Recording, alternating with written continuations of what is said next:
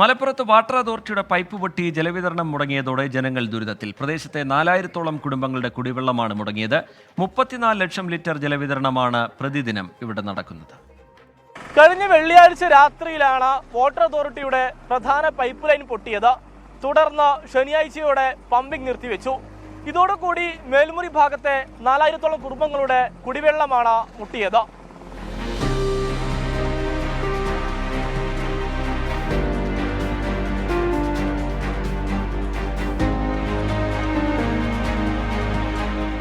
പാലക്കാട് കോഴിക്കോട് ദേശീയപാതയിൽ കിഴക്കേത്തല ജംഗ്ഷനിലാണ് പൈപ്പ് പൊട്ടിയത്.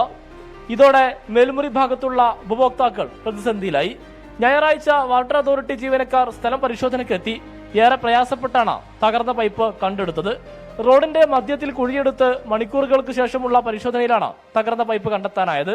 കാരണം അവർ പറയുന്ന റീസൺ എന്ന് പറഞ്ഞാൽ ഇവിടെ 40-45 വർഷം മുന്നേ ഭൂമിൻ്റെ അടിയിൽ കൂടെ കൊണ്ടുപോയ പൈപ്പിൻ്റെ തകരാറാണ്. അത് വാട്ടർ പ്രഷർ ചെയ്യുമ്പോൾ ഉണ്ടാകുന്നൊരു പ്രശ്നമാണ്, പൊട്ടിപ്പോവാണ് സംഗതി. അങ്ങനെ സംഗതി അവർ പറയുന്ന ആ ഭാഗത്തും ഒരു റൈറ്റ് ഉണ്ട്.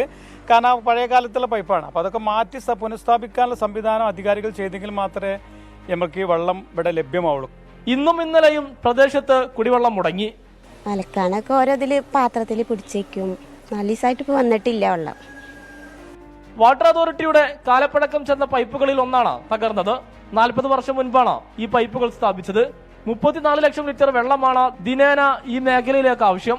20 മണിക്കൂർ മോട്ടോർ പ്രവർത്തിപ്പിച്ചാണ് പൈപ്പ് വഴി ജലവിതരണം നടത്തുന്നത്. ദിവസങ്ങൾക്ക് മുമ്പ് തൊട്ടപ്പുറത്തും ഇതേ പൈപ്പ് തകർന്നിരുന്നു. കാലപ്പഴക്കം ചെന്ന പൈപ്പുകളാണ് വിനയാകുന്നത് എന്നാണ് വാട്ടർ അതോറിറ്റിയുടെ വിശദീകരണം. പക്ഷേ കുടിക്കാനും അലക്കാനും വെള്ളമില്ലാതെ ജനം ബുദ്ധിമുട്ടുമ്പോൾ ഇത്തരം ന്യായങ്ങൾക്ക് പ്രസക്തിയില്ല. പരിഹാരമാണ് വേണ്ടത്.